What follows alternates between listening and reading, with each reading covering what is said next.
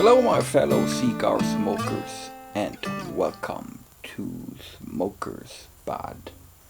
It's the Night Owl again, and tonight, we're smoking the EP Carrillo Ringmaster number 6. That's a huge stick, guys. It has a ring gauge of 64 and is 6.5 inches long. It's part of the inch series. They have a nice band here. It's looking like a scale. Another band which is saying Ringmaster. That's truly a Ringmaster. Well, let's see.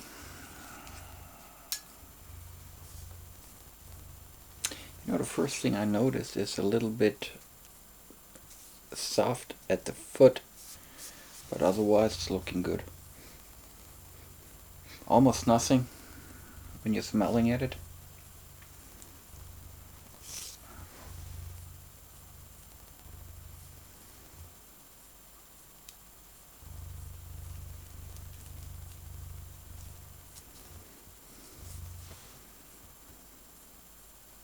It's looking nice.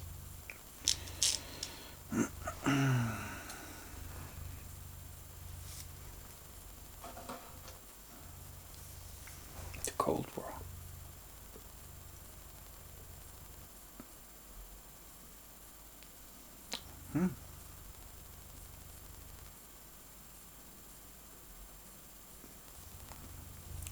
Nutty.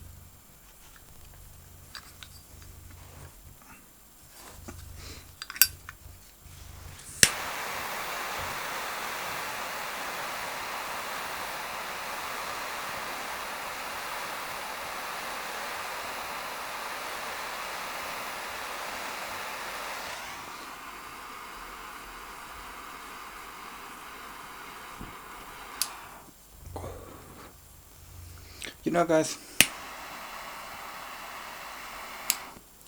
frankly, not the biggest Carrillo fan. Had a couple of cigars made by Carrillo.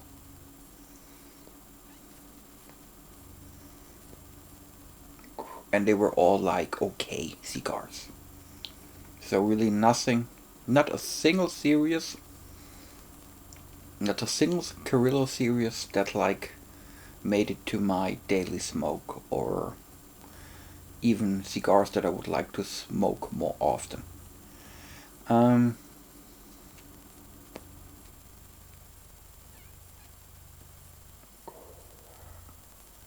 This one here was a suggestion by one of my buddies from the lounge, and actually he just gave it to me, so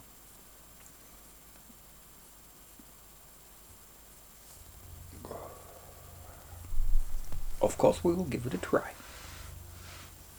It was good. Also, it's a pretty big stick.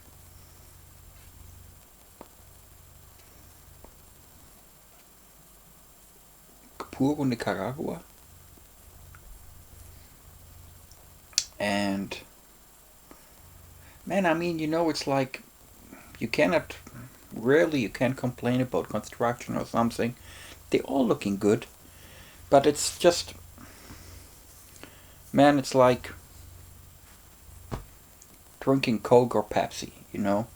It's like you like the taste of the regular Coke, and then you don't like Pepsi, like for whatever reason, you know. It's not like it's a bad product or so. It's just not your thing. and I think that's my thing here with the Carrillo. Same thing with Alec Bradley. I mean, a few cigars are very good. The Coyol, for example, I like that very much. But most of all the other Alec Bradley cigars, like the Magic Toast or so, they're okay, but it's just not my cigar. but I know a lot of people, they are loving it, so they're definitely doing like good sticks. But it is how it is.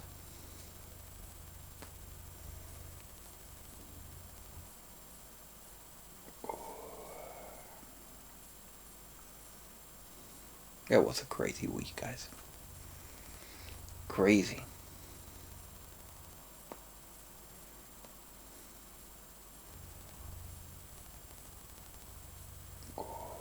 Today, finally, I recorded the review for the Ramon Alones number 2 limited edition 2019. Man, I was postponing this review for weeks, And frankly, I don't know even why. I'm seeing, maybe it's like, well, afraid is the wrong word. Because, frankly, I already smoked like 2 or 3 of them. But it was just laying in my humidor for whatever reason. And just other cigars like were more important somehow. I don't know. But I did it. Happy I did it. The weather was nice today. I was sitting outside. Even did a little Instagram story and a posting where I'm announcing that I'm doing the review. So it will come next week.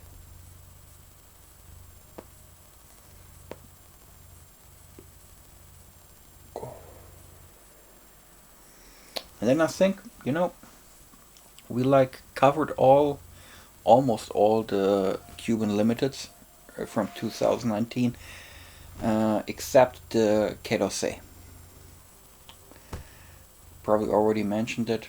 At least I know I'm mentioning in the Ramon Alones review. That's a limited. They were doing like 3 limited editions. The Monte Cristo Sopranos. We were already doing a review on this one like a few weeks ago. Then this Ramon Alones. And the Querosé. A Querosé Edición Limitada 2019. I never saw it in reality. Only like postings from don't know who. And I know nobody who smoked it. So I don't know. Maybe they were doing just like 5 boxes, or it just was not a thing here in Germany. I don't know, guys. That's ridiculous. But maybe one day I will have a chance to smoke one, and then I will let you guys know.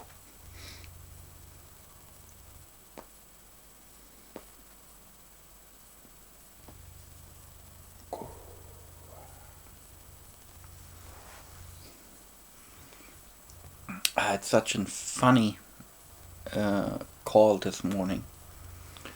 It's like, I think 4 or 5 days ago, a buddy of mine told me about a new project. And not so important like what exactly it is, just like, Andy, go listen to it, might be interesting. So this guy was calling me and were giving me some details about the project and something blockchain related. They want to tokenize something and they need some help with it. And he was like explaining me all the details, not all the details, but a few details. And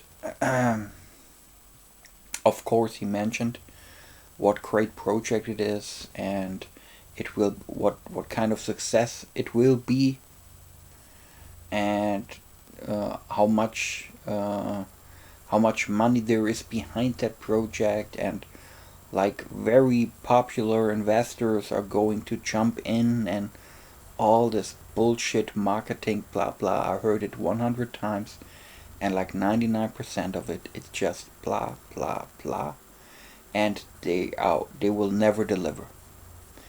But 100 cases, 99 of them are just straight bullshit, but then there's this one diamond, and that's why you're listening to all that shit, because sometimes there's really something behind that, so you're always listening to people.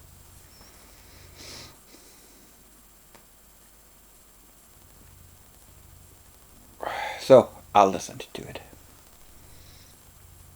And then in total we had like 2 conference calls with different people. And the last one, like 2 days ago or so, they said, okay, so we will do that, and Andy, I want you to take part of it in realizing the blockchain part, and like first thing we need is like a white paper. So that's like a description of the whole project. This usually has somewhere between 15 and 50 pages, you know.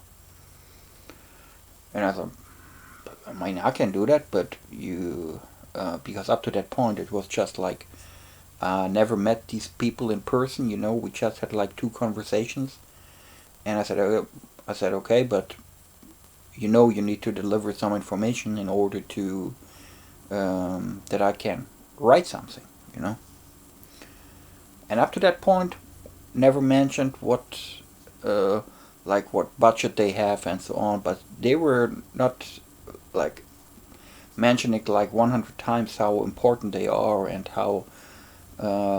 what kind of investors are behind that project and so on. And you know, my guts were telling me like, if you're such a big player, you know, you don't need to mention it all the time, how successful you are, and what type of investors are behind the project, you know, because if you're confident and you know the value of your project, I mean, you don't need to mention it all the time.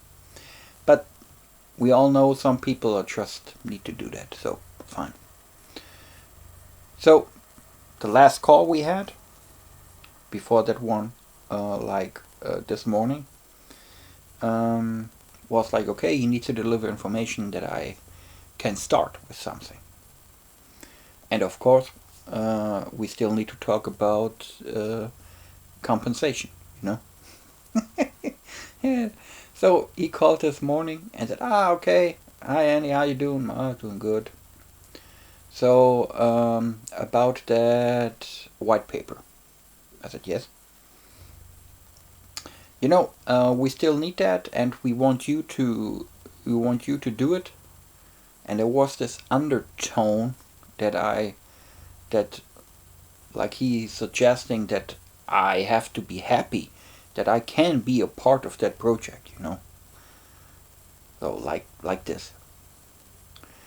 So he was talking about the white paper, and then here's the important sentence. Then he said, you know, at this point, the creation of the white paper needs to be cost neutral. And then he just continued talking about it. And like 30 seconds or so, I was just listening. And like after 30 seconds, I said, listen, if I don't know what do you mean by cost neutral, but if it means that you're not going to pay me, I will do nothing for you. Other end, silence for like 5 seconds. And then he said, of course, yeah, I have to talk with my business partner about that part and so on. And then like 30 more seconds, blah blah, and then we were like, and said, yeah, do that. And once you agree, then come back to me. What I can do is like I make some bullet points that you know what you have to deliver. You know, by the way, I just need your email address that I can send it to you. Easiest way, just send it to me via WhatsApp or short message, whatever, that I can know where I can send it to. Okay, I will do that. Bye, bye. Of course, he never sent an email address to me, and heard no word until now. And then I thought like, oh man, you all the time you mentioned how much money is behind that and everything, and then the first thing you're telling me, if you need me to do something, is like cost neutral. That's the other word for we cannot pay you. And I told this, you know, that's like 2 or 3 weeks of work. Of course, I will not do that for free. You know, either you pay me or not. But if you're not doing it, I'm not. I'm doing jack shit for you, you know? Oh man, that was it was funny as fuck.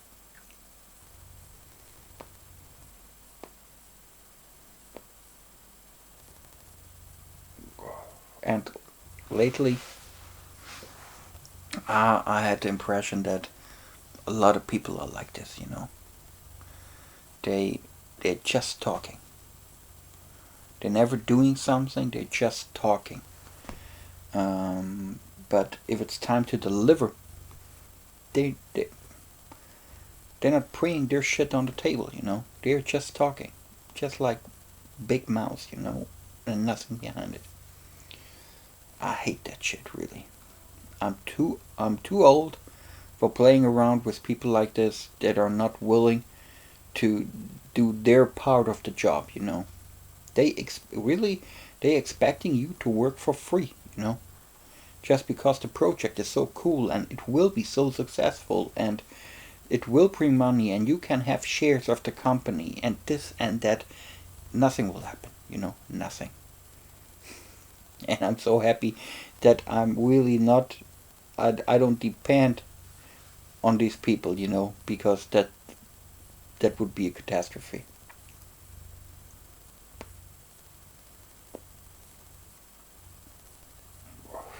Cigar starts okay.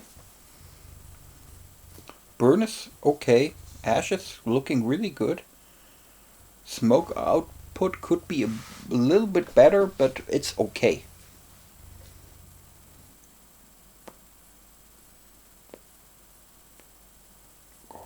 Taste wise, there's this nutty flavor still there. There's a little bit of sweetness coming with it.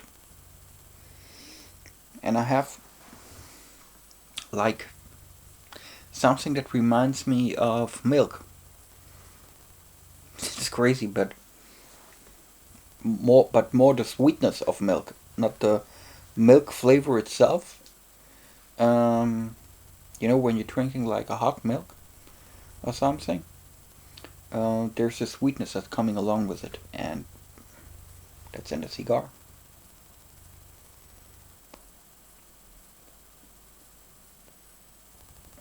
Not bad.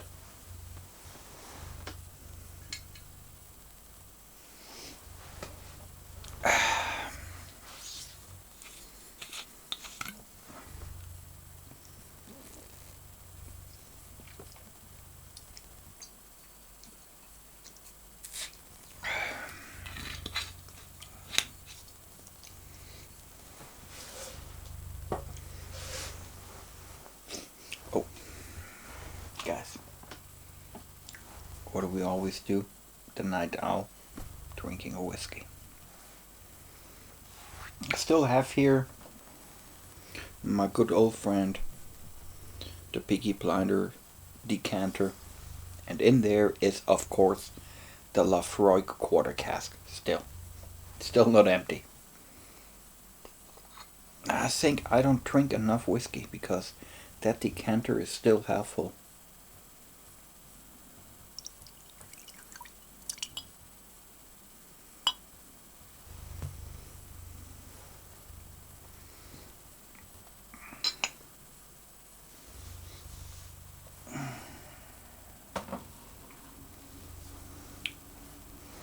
Cheers, my friends.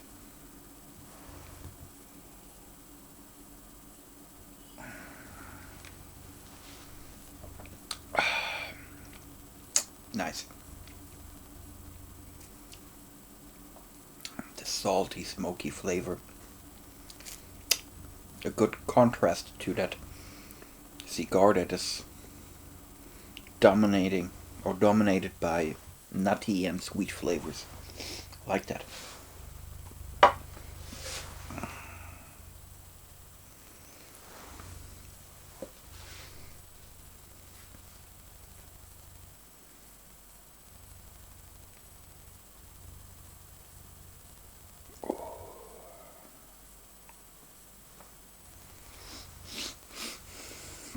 You know, the last Carrillo I had was together with my Frankfurter Stumble podcast buddies. I think it was called the New Wave, and guys, that was a horrible cigar. They were like constantly like burn and draw issues, and it was going out on me and stuff. That was just not nice. At least this one here is starting a little bit better.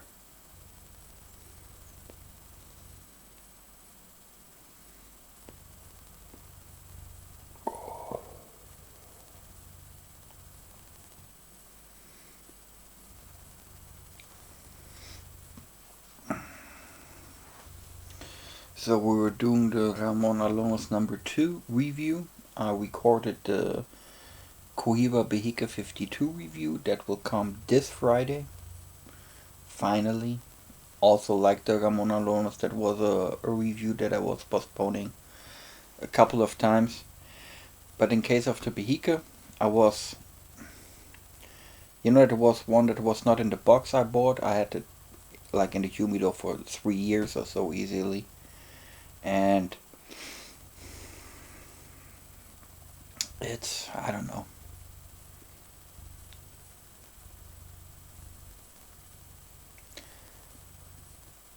I thought about telling you how the cigar was, but then you have to watch the review. I think it's coming this Friday.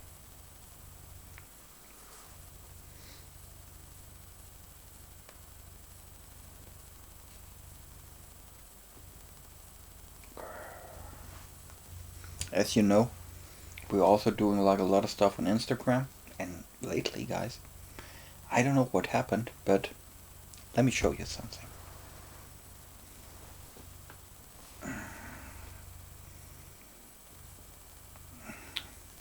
So if I open my Instagram account,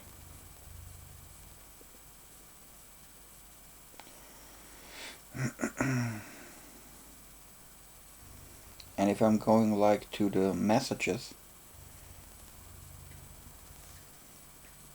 I have 5 requests. You know, there you have this category from people you already know, and then like message requests, and it's looking like this. Okay, you can see nothing. Maybe the light. Wait a second.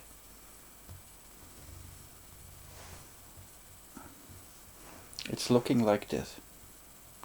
I have 5 like chat requests from half naked chicks, and all they're doing is like sending a link that you of course have to click on. I mean, like, are they fucking crazy? And 5 requests just today. The oldest is like 16 hours, and the most recent one is an hour ago. And I mean, that's like straight spam. But like a month ago, that didn't happen like this, you know. Back then, I had maybe like 1 or 2 like spam messages per week, and there were like people who are trying to sell you some. They're selling like Instagram followers or shit like this, you know. But this, man, I don't know. There's something going on Instagram that weird, weird.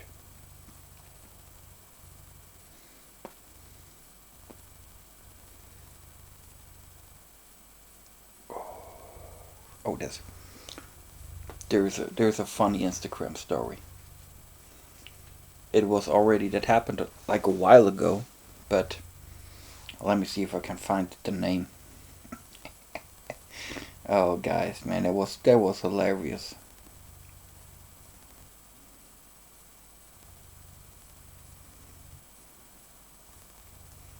Can't find it. However, okay, there's this there's this lady in Germany.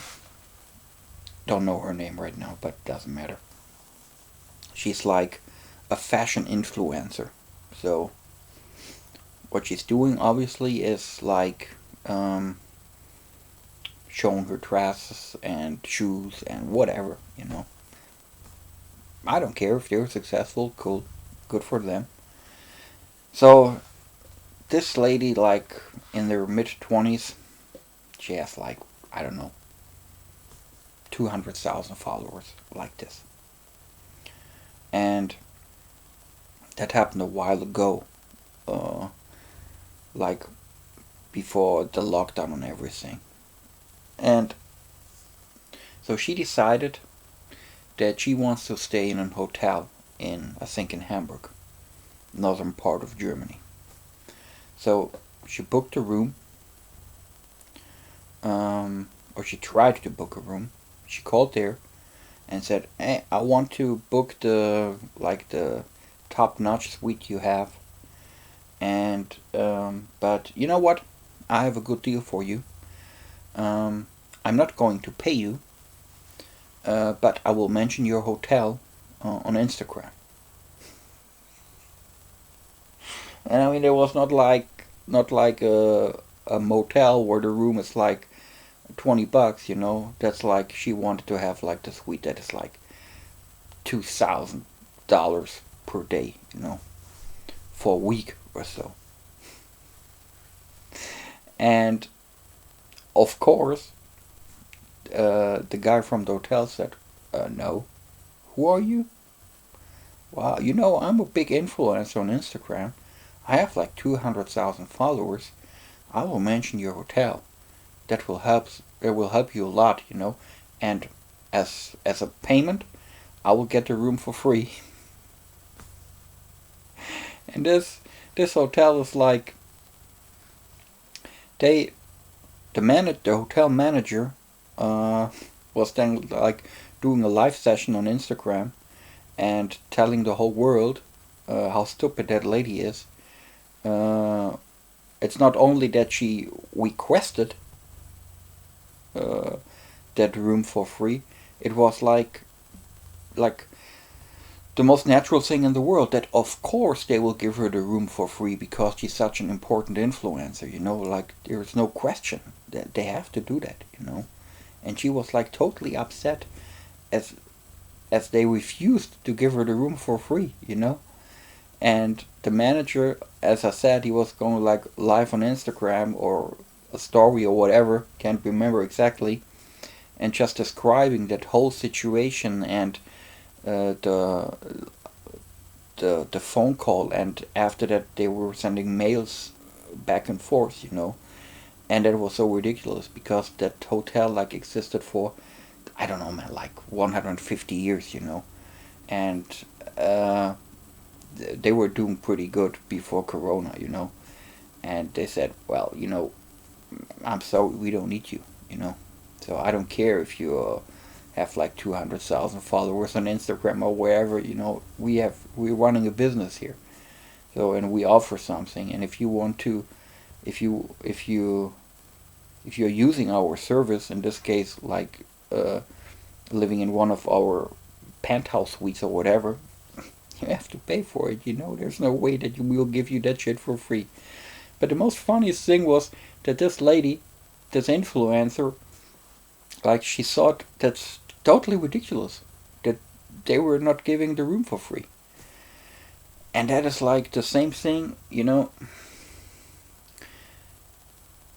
that matches perfectly. Like with that chat request I was just showing you, that's totally spam, It's just like it's like a flood of stupidness, I don't know, man. And I think a couple of years back I saw it, and I had a conversation with a few of my buddies about that a couple of times, and I said, all that people that are now like making a living from being a YouTube star, doing whatever on YouTube. Back then it wasn't Instagram, it was YouTube. And that's all they can do. I mean, they know nothing. They have no skills whatsoever. The only thing that they can do is like being on YouTube and talking some shit and making money out of it. And I mean, that's absolutely fine. Make your money with whatever you want to make your money with. But my thought was, all these young people that are like making a living from YouTube, being YouTube influencers or whatever, you know. And my thought is always, okay, what happens if YouTube is closing like tomorrow? What are you going to do? I mean, you have nothing.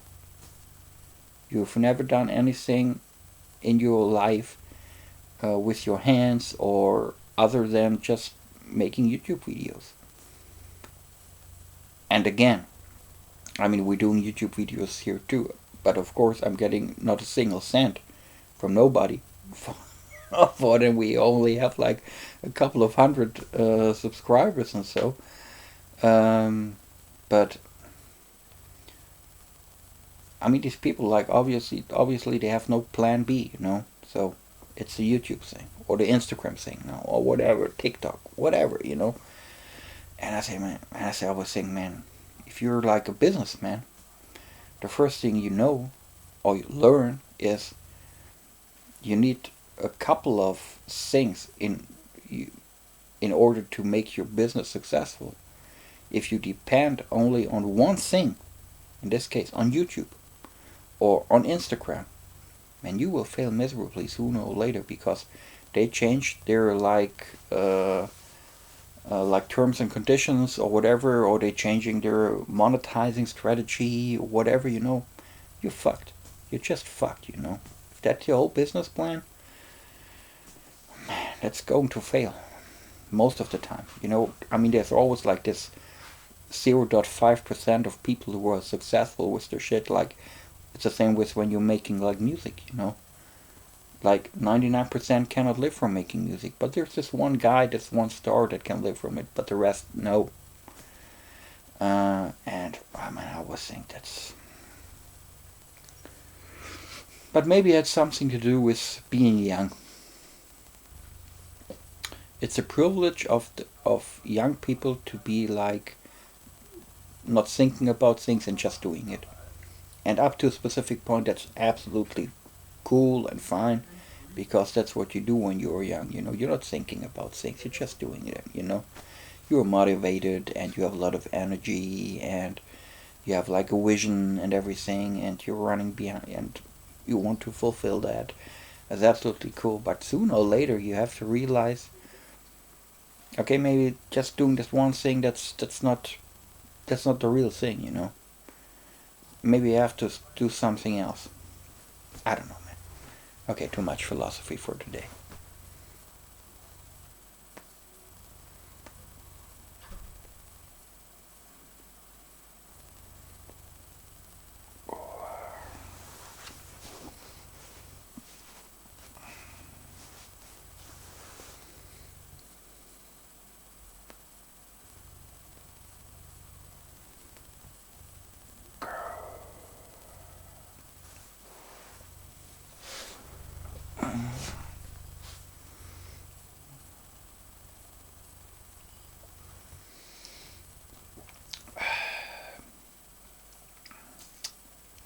This week I started my new smoker.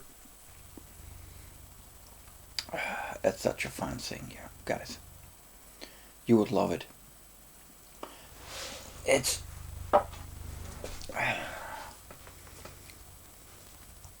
um,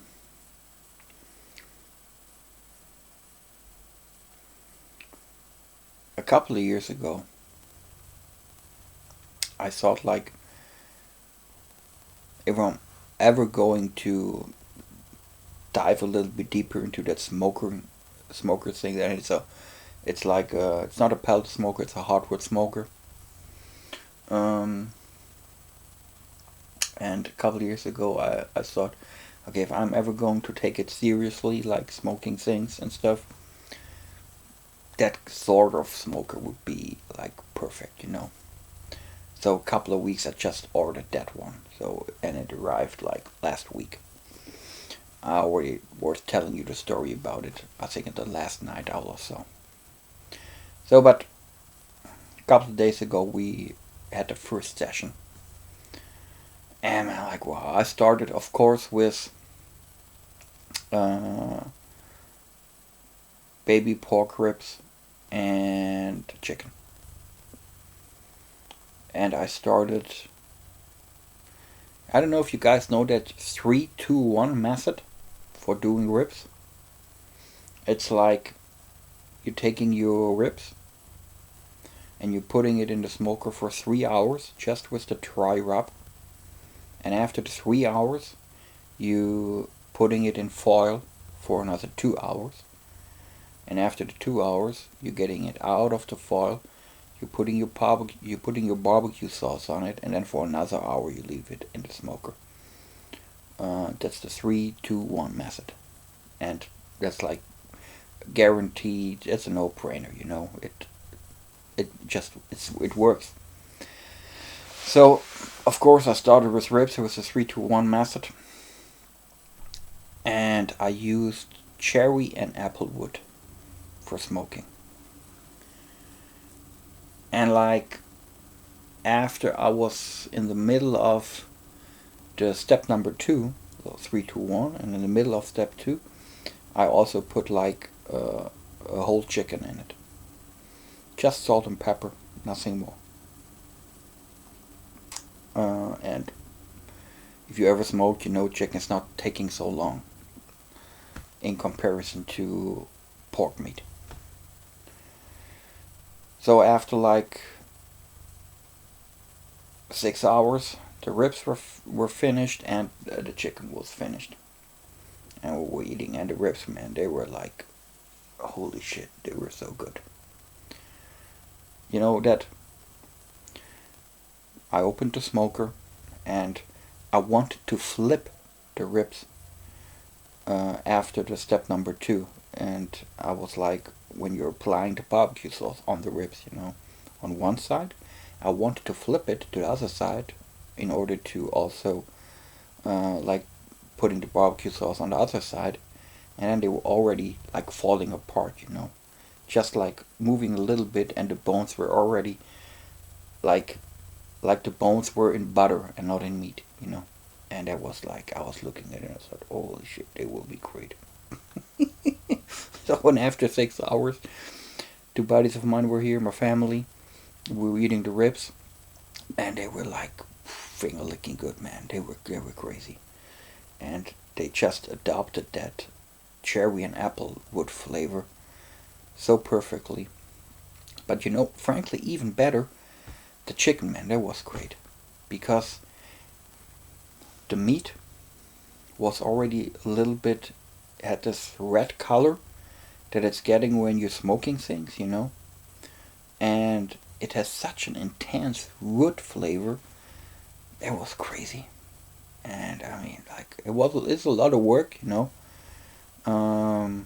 because like every 30 or 45 minutes you like checking on the smoker if the temperature is okay.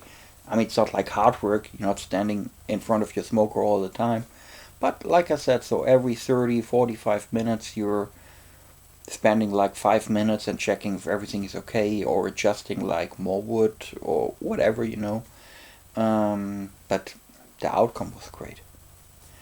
It was worth the time.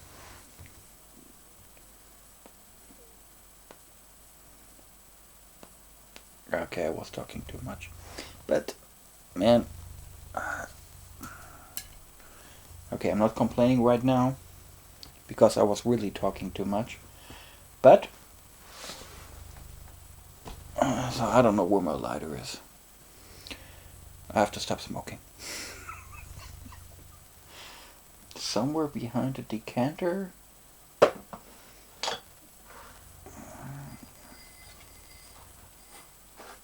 Ah, for God's sake, I'm just taking out the lighter.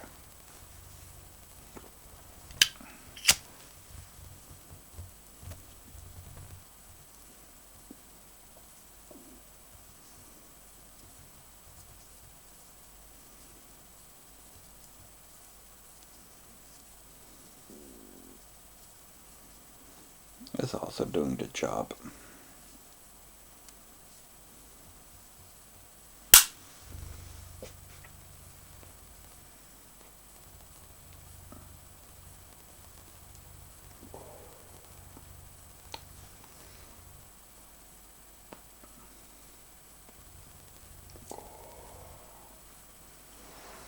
Taste is good.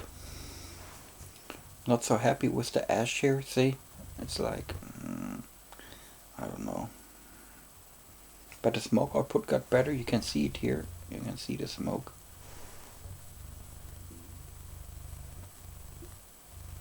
It's looking good smoke, really. And the taste is good. That's the most important thing. Construction? Nah, I'm not sure.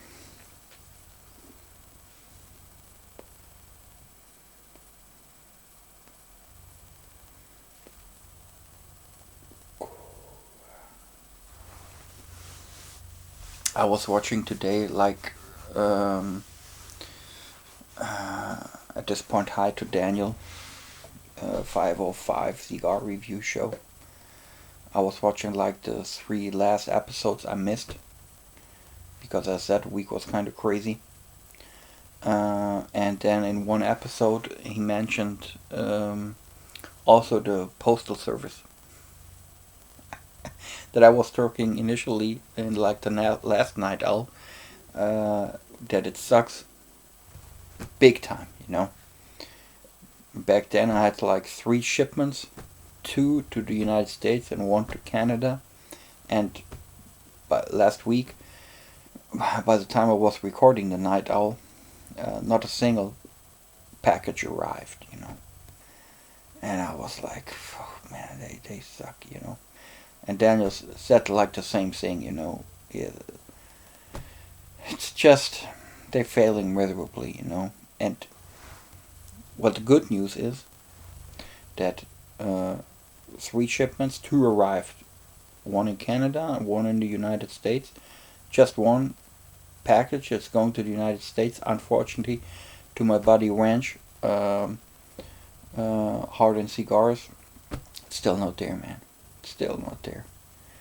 And I've sent it on the 18th of January.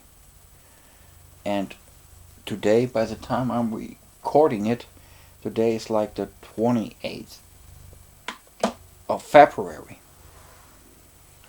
That's like 40 days. 40 days. 40. And you know what? I mean, it's sad, but it's also funny. I'm not even able to, like, you have the possibility to making a request to DHL and saying, guys, the package is missing. It's still not there, you know. And like the last status you gave me is from the 19th of February. I'm not even able to make that request to DHL here in Germany because the rule they were putting out, of course, because of COVID. That's like an excuse for every fucking thing out there. They're saying your package, your shipment has to be like 42 days on its way before you even can make a request that it's missing. So I have to wait 2 additional days before I even can make a request here in Germany that there's something wrong, you know. And their service stays, I don't know, man.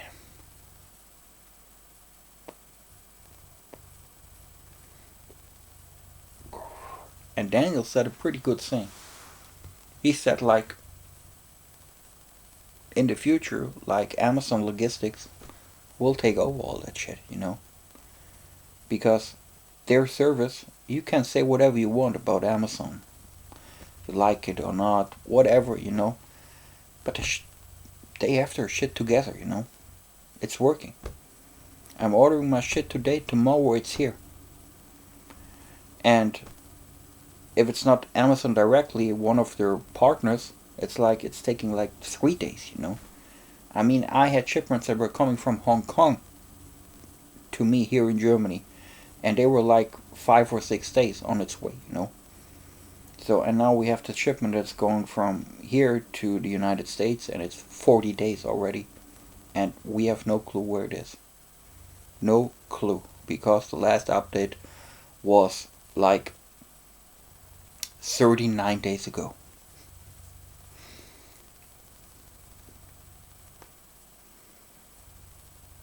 I think they're doing it old school, you know. They have these Viking ships, and like there's no wind at the moment on the Atlantic Ocean, and of course then the ship cannot arrive.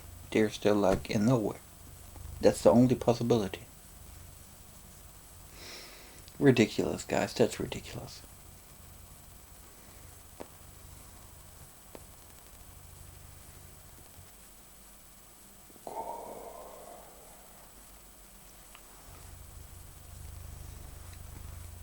Oh, there was an interesting cigar coming out this week. I think I've still the band because I smoked it today in the ashtray. I'm right back. Hang on. Hello. It's called Marzio.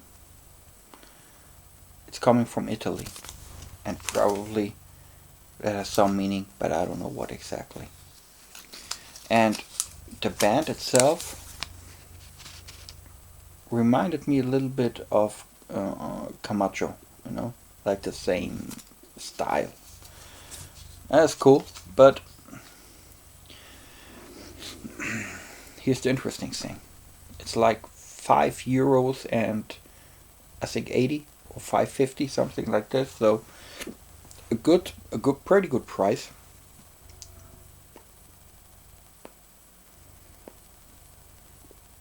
They have two different Vitolas. I think like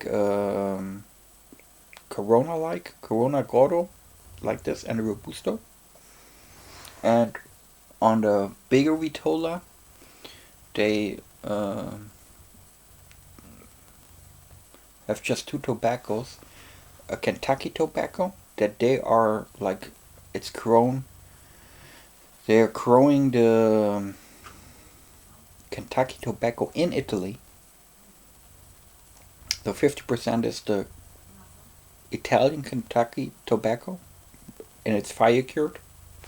Great, I love it. Do you guys remember I don't even know if it was the first night out where we were smoking the Kentucky Fire Cured by True Estate, and I love this cigar, you know. So this new one, they have like 50% Kentucky Fire Cured, and the other is like a Dominican Oloroso, something like this. Forgot it. But the most important was the Kentucky Fire Cured tobacco, and man, I heard this. So like, the guy from the Devil flagship store, Stefan, told me like last week, hey, there's this new cigar, and I know you like the Kentucky Fire Cured by True Estate. This cigar is coming. You give it a try. So today I was picking that one up and like smoking it directly. Great cigar, great cigar, and such a good price. You know, I'm pretty sure. I don't know if they're like distributing their stuff now to the United States, but man, if so, or in Canada, whatever, and when you see it, like, give it a try, okay? Because for that price, man, that's like very good cigar. And of course, it's a little bit like the True Estate Kentucky Fire Cured, but it has at some point it has its own aroma profile. So very good.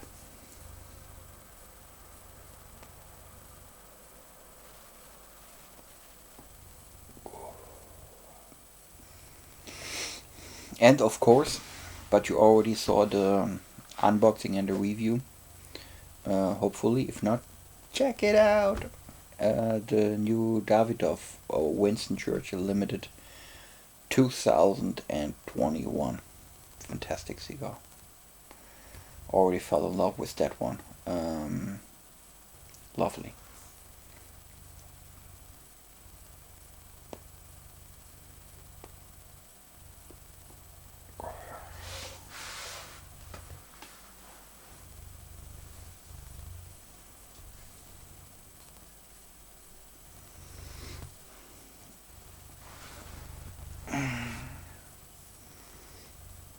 Cheers, my friends.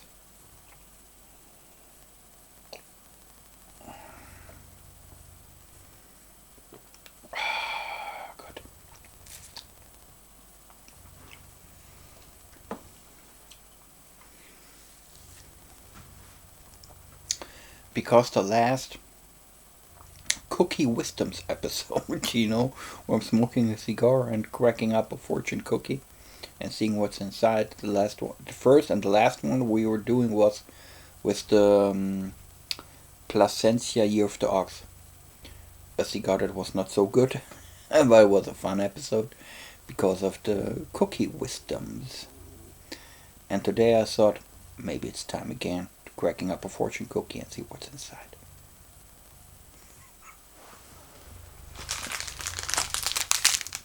Here we go again.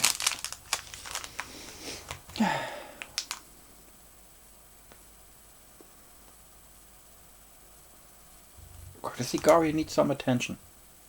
Really. Like 4 or 5 puffs per minute. If not, it's like it tends to go out, on me.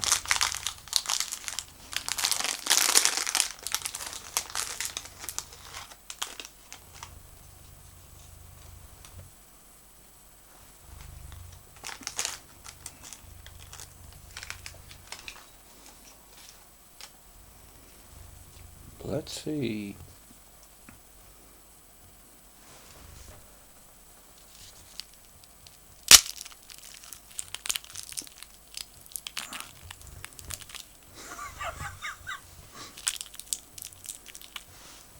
God damn it.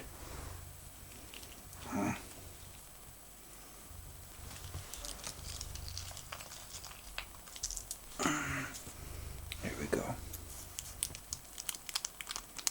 Okay, man. It's not going to release the note.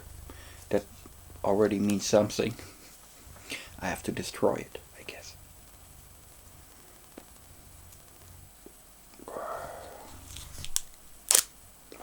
Hallelujah. Holy shit.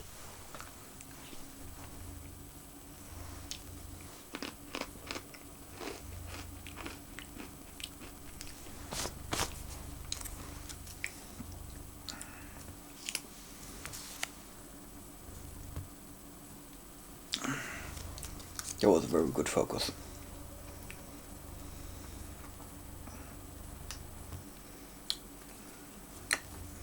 Already, there's like a long story in here. It's not like a short sentence. Well, that's cool.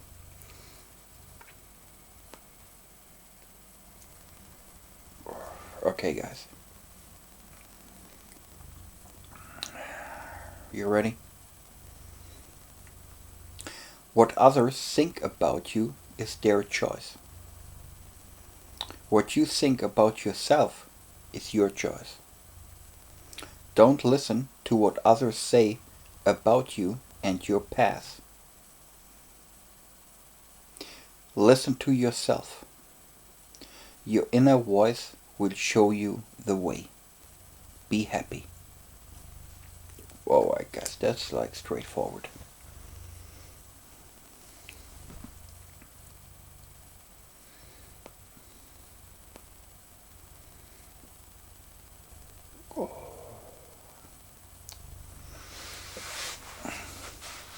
Sounds easy, but it's a tough one.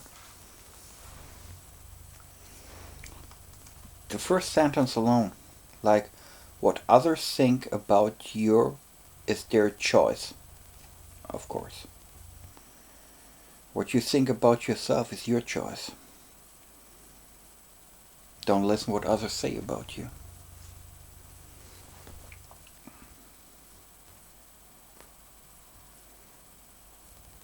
You know what? I love to think that I don't care what others say about me. But that's a lie. Really. Or let's say it's not totally true. Why? Of course, at some point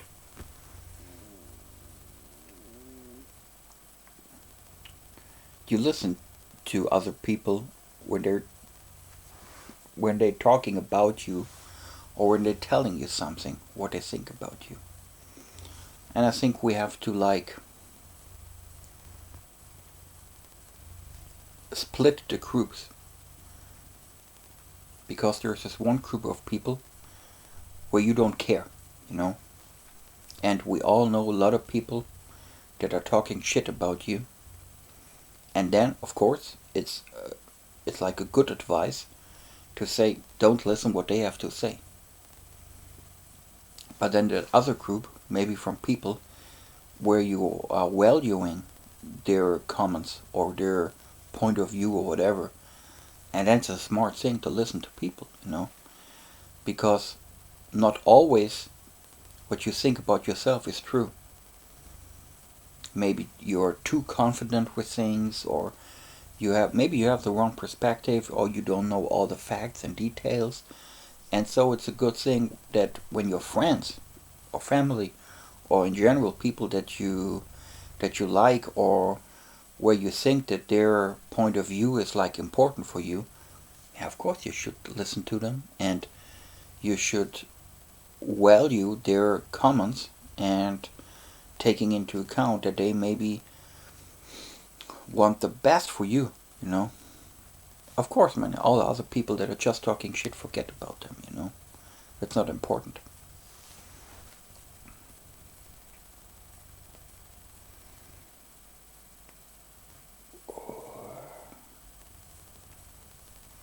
Because sometimes what other people say about you might be true or not.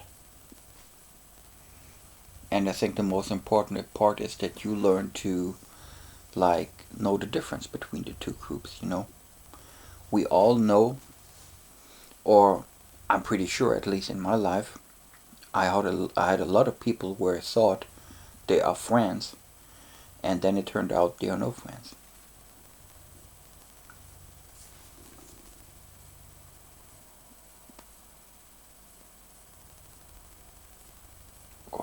And when I think about it, that's maybe the hardest lesson to learn in life. Learn or figure out what your real friends are, and get rid of all the other trash in your life. But guys, man, that is like holy shit. You know, I'm 47 and I'm still learning. Like every day. I met a lot of people in my life. And just a very few people I consider friends. I have buddies and whatever, you know, and colleagues or people that I like, maybe. But friends? Man, I don't know. Like, maybe 5 that I really consider friends. It's like, you know,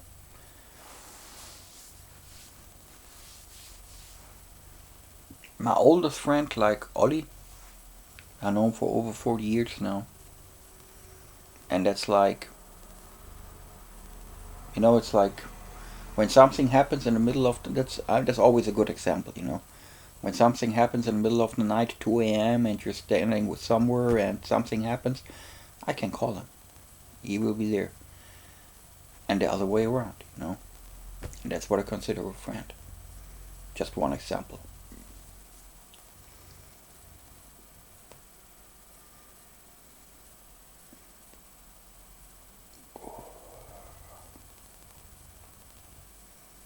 And there are a lot of other people where you think they were close, you know, and then something happens and they like vanishing like dust in the wind. But when you're doing good, you know, they're all around you and want to be friends with you. But when you have hard times, you know, they're gone. And that's good, because then you know who your real friends are, you know, when all the trash is gone, you know, and there are like just 2 people left, you know, okay, that are true friends.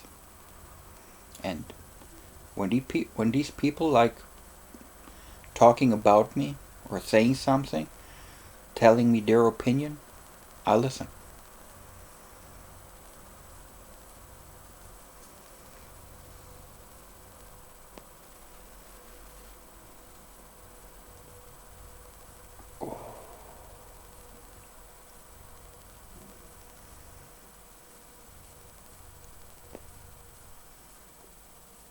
But I think that's a learning process, and it never stops.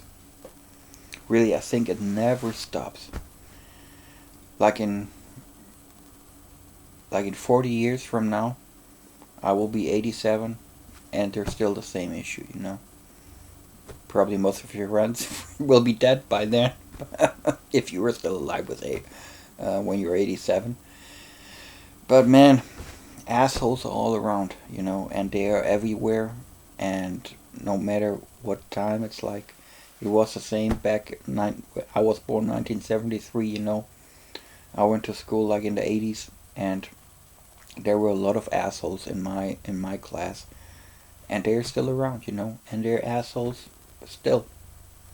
So they will never change, and probably they think I'm an asshole too. So I don't know, man. That's like,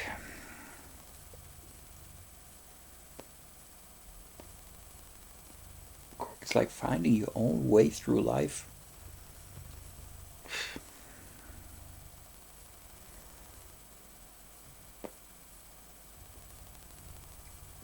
And I mean, it constantly changes, because you're getting life experience. You learn new things every day, and everything around you is changing too.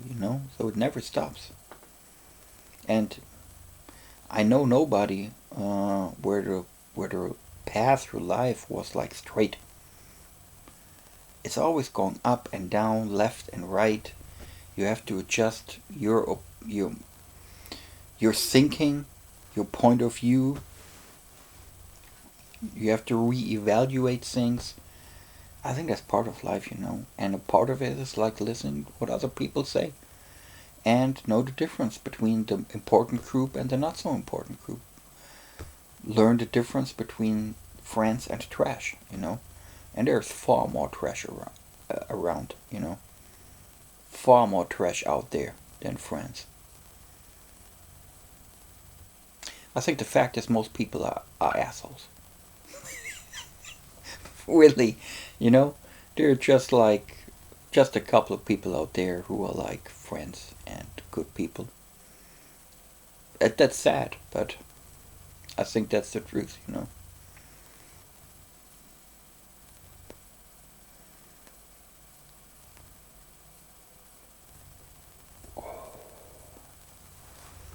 And the funny thing is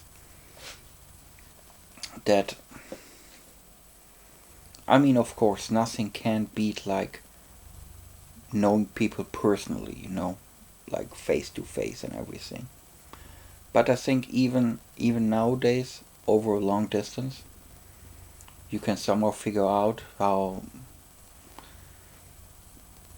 people like tick,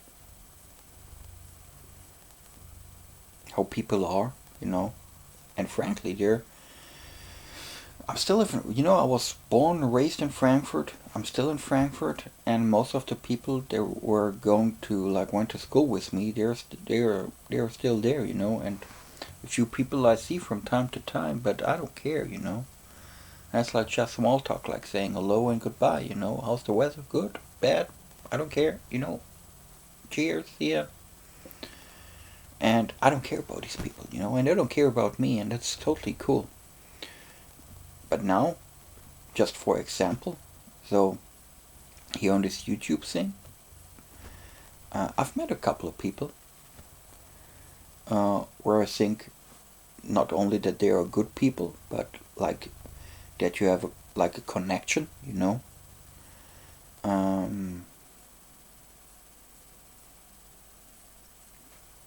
and I think that's important. And I think as older you get, you learn how to read people, how they behave, how they talk, and everything around it. And then you have like an instant impression if you're like connected or not. So I mean, for example, with Ranch or Daniel or Carlos from my first cigar, man, they're just great people. And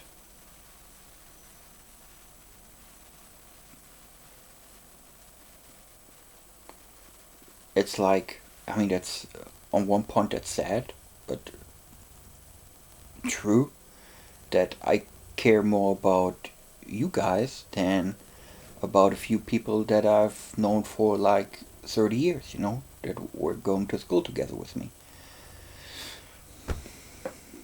I think that's good how it is.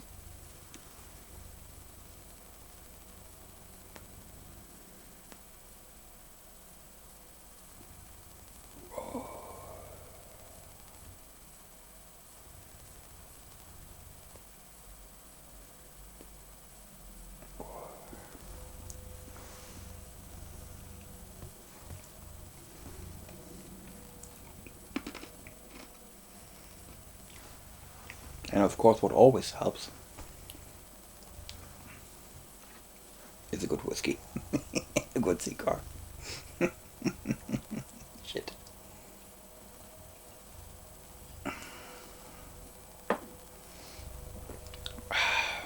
So, how's our EP Carrillo Ringmaster doing? Not so bad. Ash is looking a little bit better now, as well as the burn. A little bit, see here, a little bit flaky.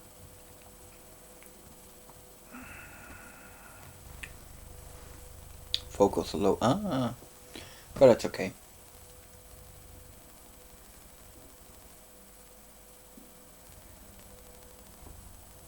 And it's like, I think 13 euros.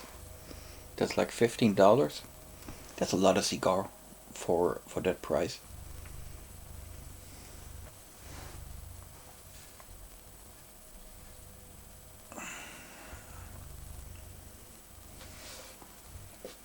But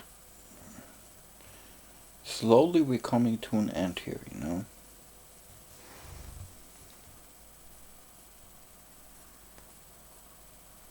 The thing is with these large vitolas, if it's not a really, really good and interesting cigar, it's sooner or later you bored by it, because when you're smoking like 2 hours, and we already have here 1 hour and 7 minutes at the moment, if it's not like developing very good, and if it's not so complex, when you just have the same flavor like for 1.5 or 2 hours, and that's boring, It can be a good cigar, but you can have enough of a good thing if it's just a good thing and not an excellent thing.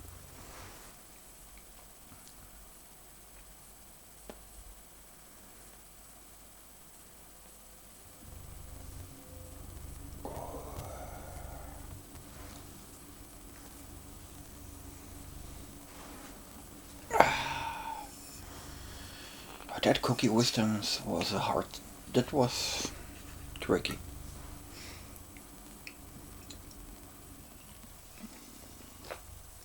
I thought it's just a fun thing, but it makes you thinking about things. One hand, that's cool. On the other side, it's like,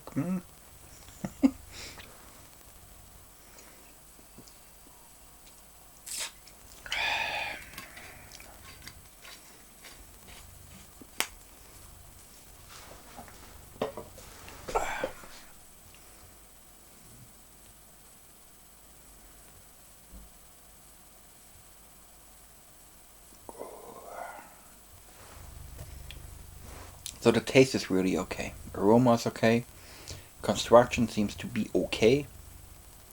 Not overly complex, unfortunately, because it's such a big cigar.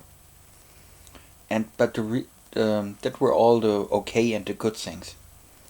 What I really don't like is like you have to constantly take care of it, because that's one of the cigars you cannot leave alone for like 2 or 3 minutes, because they will go out, And especially with such a big cigar, if you always have to make like 4, 5, 6 puffs per minute, that's a little bit too much. And it's strong, really. It's like a full-bodied cigar, and it has a lot of this. Since it's a puro Nicaragua, it has also this typical Nicaraguan spice. It's not dominant, but it's constantly there, and that's getting on your nerves sooner or later when you're smoking too long the same flavors.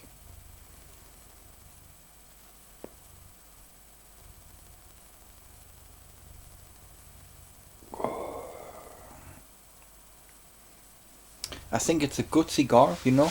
When I'm thinking about it, it might be a good cigar when you're like sitting outside on a campfire with a couple of buddies and not concentrating too much on the cigar, you know, and you're just sitting there and talking shit and like drinking beer and doing whatever, you know, and you're just smoking a cigar with your buddies, you know. Uh, that might be a good one because it's not developing so much. And on the bad side is you have to taking care of it. Well, I don't know.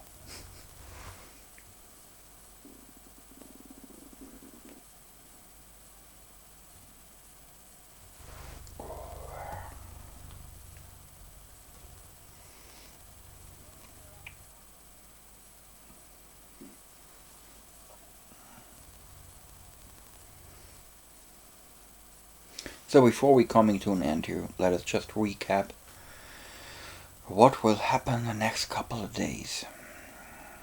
Monday, this night out session today. Wednesday, we have a new cigar talk. Well, on this cigar talk, it's like a lounge story time. I will tell you one story that um, that I had to go through in the lounge. I hope it will be a fun episode. And then on Friday, we have the Cuiba Vehica 52 review. That will be an interesting week. I hope you guys will enjoy that.